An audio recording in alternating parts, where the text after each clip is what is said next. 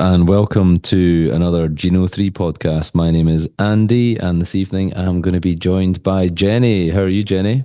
I'm very well, thank you, Andy. I'm just getting a little hydration station Excellent. with Got to my keep yourself electrolytes. hydrated. Yeah, with my water and electrolytes for the summer. And do you have a little decaf there? Did I see? I would love to say it was decaf, but it's a wee bit of strength, a bit tired today, so I was looking Oh, for a wee yeah. extra booster. Top up. So it's a wee top up, which is good. Thank you for coming along to this podcast today. So the focus really is going to be about how we widen people's understanding of health beyond that sort of traditional diet and exercise theme that is kind of seems to have been ever present for so long. We're going to look to try and kind of explore what else is out there that contributes to people's health, both positively, I suppose, and negatively. And we're going to hear some snippets, some little stories, and just some interesting discussion points, hopefully, that our listeners will find valuable. So, Jenny, I'm just going to hand over to you just now, just to maybe kind of kick us off with your sort of first little bit of an intro. Sure. So I think we've alluded in the first episode, and if people haven't seen in the website, I had a stage 3 and then a stage 4 cancer diagnosis. And the stage 4 diagnosis, I decided for me to, well, A, survive, but also to make sure that I didn't Mhm. have a reoccurrence again, because there had been a lot of spread across lots of different organs and I didn't want to have more surgeries.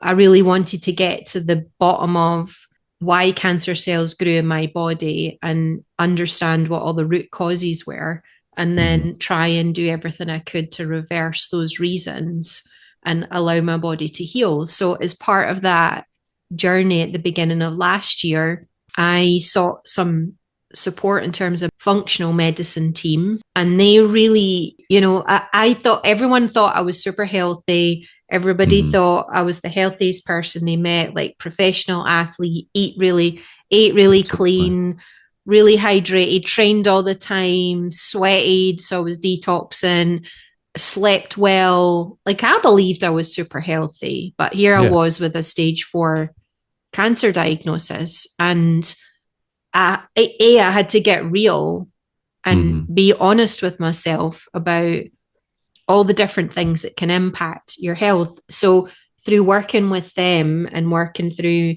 understanding my past and what showed up in my genetic reports and what showed up in my bloods, I started to get this wider understanding of all these different things that impact our health. Mhm. Some of them are physical, that, if you ask anybody on the street, they would say diet, exercise. Absolutely. Yeah. That Maybe kind of traditional sort of like outlook on things. Yeah, or oh, I'm healthy because I don't get ill, because Yeah. I don't have a disease. Hmm. Like that's the bar. That's low. Yeah. So some of the topics that became much more kind of revealed themselves through my diagnosis was, yeah, diet is so important.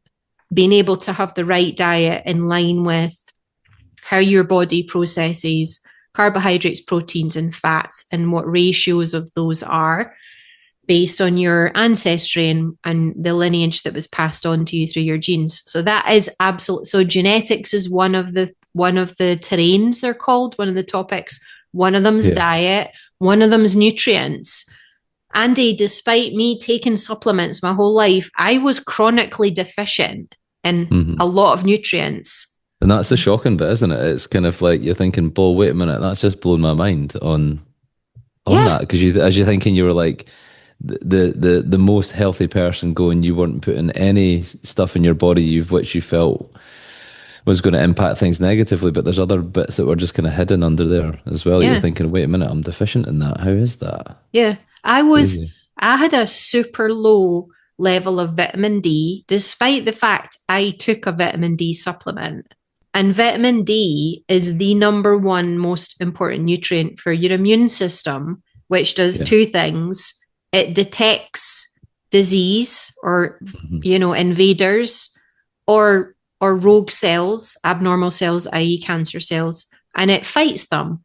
removes them. So if your immune system isn't functioning because you don't have all the good nutrients, those two things, detect and fight, are compromised. So immune system's one of the terrains and chapters. Your blood sugar, which is impacted by your diet and your stress and stress levels, and your hormones, male and female, bit different, but there's again nutrients that support our hormones, how your body detoxes, nasties and things out the body. All of these things impact your health as an individual, and each of them can be really in a really good place, in an okay place, or be compromised. And it might not be one thing that's really bad. It might just be you have a couple of systems that are compromised, and then you have one triggering stressful event that tips. It's like it's the straw that broke the camel's back. So you must good analogy see, that actually, you must see that, your background in teaching, you must see that either with the students or with teachers.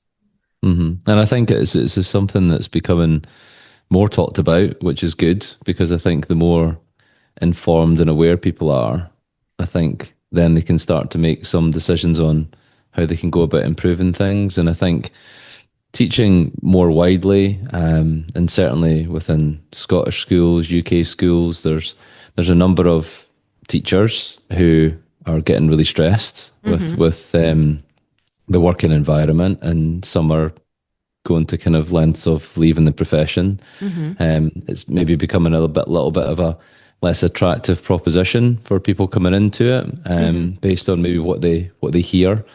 It's a great profession. It's an incredibly valuable profession. It's a very worthwhile profession because you're impacting on young people's lives, hopefully, predominantly for the positives, with their education. But it goes much wider than that as well. It's supporting their mental and emotional well-being. And I think across the UK and probably across the globe, there's a number of factors which are impacting and are barriers to young people to be emotionally available to learn at the moment. And I think that comes from maybe poor diets, having a lot of ultra-processed foods. They're kind of go-to quick fixes. I mean, when you're young, you think you're fairly invincible. You think you can pretty much consume and take in all these things and no bad things will happen. And it's not until maybe later in life that you start to kind of see the negative outcomes of these. But then you've also got the aspects of social pressures to be on social media, and a lot of sort of toxic and negative outcomes that young people can experience through that. There's a lot of non-prioritization of sleep, which is essential for their growth and development, particularly through those early teenage years. And there's just a whole combination of factors that mental health needs to be prioritized. And I think within itself, and it's not to be all doom and gloom, but the reality of what a lot of schools across the UK are dealing with is a lot of young people who are unable to function within education. Spikes in young people accessing mental health services, and literally kind of at crisis point. And unfortunately, there's not enough support to meet the demand. So it's looking further back. Where before that could you develop the better habits, help young people develop more resilience to be able to overcome a lot of things and navigate. And there's a lot of studies and research now looking at, I saw online fairly recently, there's this chap talking about, he went and visited schools in Japan, and they actually have a nutritionist by law within each school, and they ensure and educate young people about the health of diet, and their obesity rates in Japan are microscopic in comparison to, for example, the United States or potentially even the UK. And he observed young people in that school, which was an all-through school. Nobody was overweight. Nobody was obese. They weren't even allowed any processed foods. Everything was made fresh on site. Even some of the kind of sauces and things like that, none of it was processed at all. So I think as a cultural thing, it's something which there's a lot of convenience that's going around for young people. There's a whole ripple effect of things. But I think if people can make some positive choices with the right information, if they're armed with that, then I think that's a good place to be. So yeah, I mean, that's a lot. I mean, that's teaching and within schools widely across the UK that there's kind of seems to be a lot more discussion, a lot more research, because you want young people to be in the best place to learn. And if their mental health isn't in the right place, you can forget about the learning part because they're not able to access that. So, yeah. And taking it back to what you said about, there's lots of teachers that are stressed. So I know as the school year gets towards the summer, the block where it's the longest period of time off, there's lots of teachers that are tired. They're tired. They're just like desperate for their holidays. They crawl into the holidays. Yeah. There's sickness. What do you think? How are they dealing with stress? What are they doing when they go home? Yeah, it's difficult to say because I think a lot of people, they could maybe be in two camps on this one. I think some would really prioritize, depending on their home situation. They might have very busy home lives as well. Might have the children of their own. They might have their own stuff going on. And I think quite often young people forget that teachers are human beings as well. And I think it becomes really intense. And teachers say, a lot of people say, well, teaching, you get all these holidays and stuff, but it's almost like work intensively. Everything is loaded up to that point, and then there's a sudden stop, and then there's that adrenaline dump.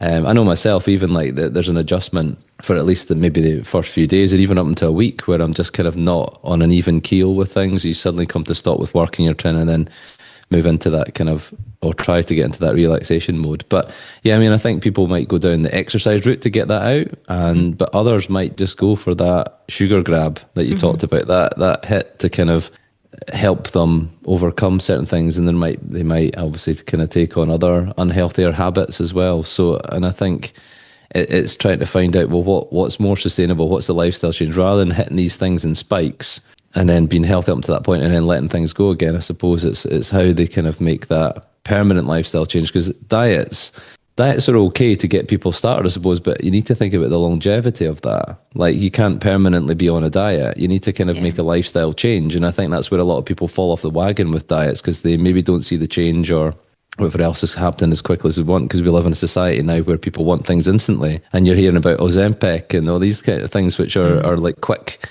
fixes for people who want to kind of go to those lengths to do that, when actually there's healthier ways of doing that. And I hope certainly with Geno 3 that people are then empowered to make those decisions themselves based on really scientific backed, accurate information. And I probably would say at this point as well, even the stuff that we're discussing tonight, if people genuinely had concerns about their own health, we are not here to kind of prescribe and dictate to them how to deal with these situations. They would need to seek medical professional advice from their GP, doctor, consultant, whoever that might be. So our forum really is for kind of a wider discussion about these topics.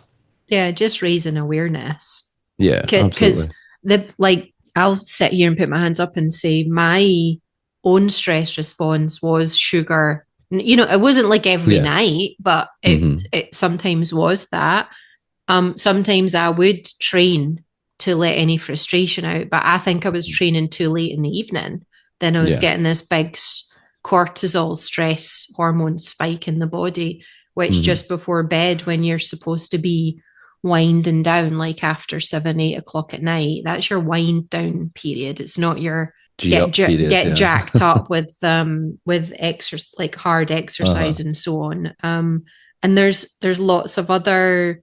There's lots of other topics. I know we won't have time to go into it tonight, but one of the ones so my functional medicine team last year and the beginning of this year, we looked through all the main areas that we felt were important based on test results, genes and bloods.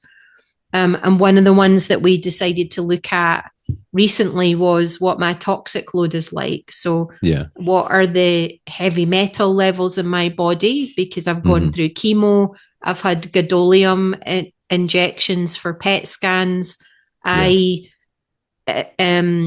paint stripped old paint that probably had lead in it like 10 or 12 years ago. So I've just done a heavy metals and toxic load test, little urine sample that was sent into the lab. And if I have a high level of toxins in the body, it's going to compromise all of those systems: hormones, Absolutely. sleep, immune, blood sugar levels, emotions, mental health. They're all interconnected. So Yeah. even me, like years on from starting my journey, we're still opening like the trap doors of some of these chapters and terrains to learn more of the truth. So what we can do maybe in a future episode is, once I get my results, I'll take everybody through it and we can have a look at here's my toxic load, here's what it's telling me, here's where I think these have come from, and this is what we're going to do to remove those and rebalance that system. And I know you our next special guest has their own story as well, don't they? Yeah, absolutely. And I think it's been transformational for them, and the results have been quite amazing, which has also been a combination of things, but predominantly through the sort of knowledge and advice that's been given from Geno 3 really has significantly impacted the outcome for that person.